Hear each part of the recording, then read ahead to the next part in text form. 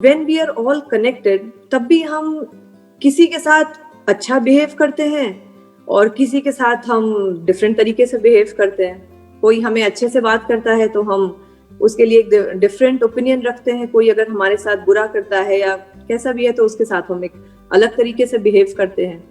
तो sir, sometimes I get confused कि when we are all connected, why can't we behave and be the same with everybody?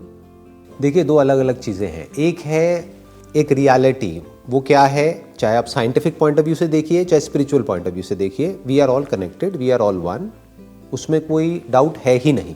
जैसे scientifically क्या बोलते हैं, we are all made up of that same energy, right? जो हमारे materials हैं वो सब सेम है, जिन मटेरियल्स के हम बने हैं, हमारी बॉडीज बनी है, that is a fact which can't be questioned.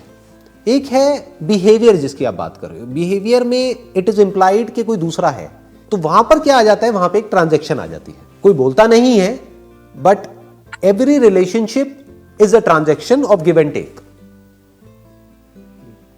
ये हर रिलेशनशिप के कुछ अनसेड रूल्स होते हैं।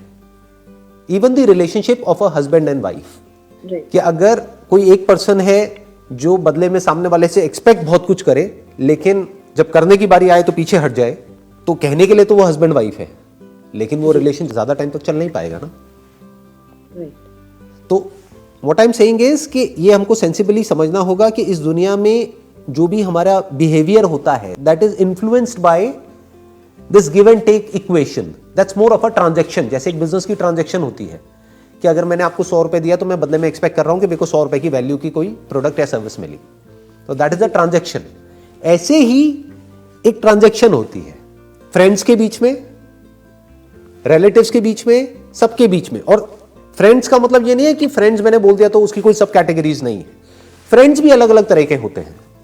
एक फ्रेंड होते हैं जो हमको पता है कि ये फ्रेंड है ही टाइम पास के लिए। फॉर एग्जाम्पल, कि हमको पता है कि हम अपने काम से आए, बहुत स्ट्रेस्ड आउट हैं या अपनी लाइफ से स्ट्रेस्ड आउट हैं, अब हम वहाँ पे जा रहे हैं, हल्की फुल्की बातें कर रहे हैं, हंस रहे हैं, थोड़ा सा हमने टाइम स्पेंड किया, साथ में लंच किया, डिनर किया, वो अपने घर, हम अपने घर।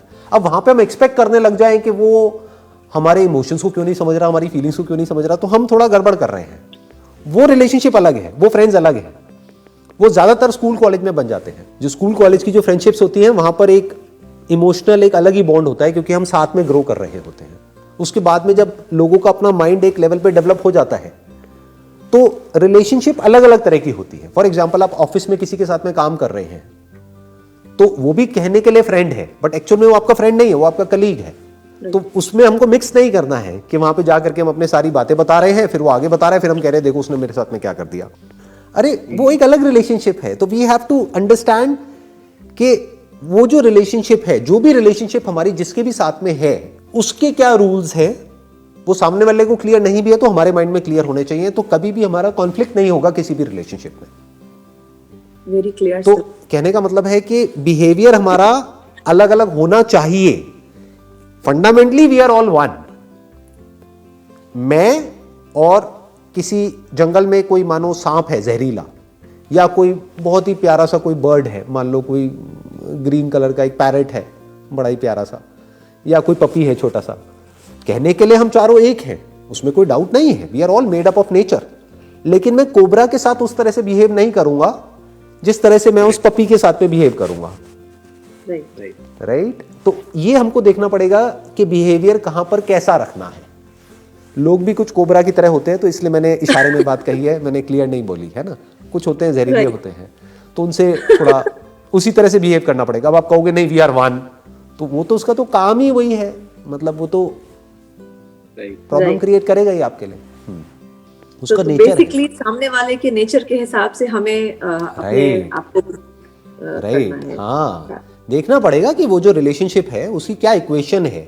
इसीलिए कहते हैं कि बहुत जल्दी किसी भी रिलेशनशिप में कोई कमिटमेंट नहीं करना चाहिए, या बहुत जल्दी अपना सब कुछ रिवील नहीं करना चाहिए किसी भी रिलेशनशिप में। आराम से देखना चाहिए, सोचना चाहिए, समझना चाहिए कि रिलेशनशिप किस डायरेक्शन में जा रही है, फिर बोलना चाहिए, फिर कुछ सामने वाले को कमिट करना चाहिए। Ideally under commit and over deliver, that must be the golden rule of a relationship, of any relationship for that matter. क्योंकि मैंने क्या कहा, रिलेशनशिप नहीं होती, एक ट्रांजैक्शन होती है।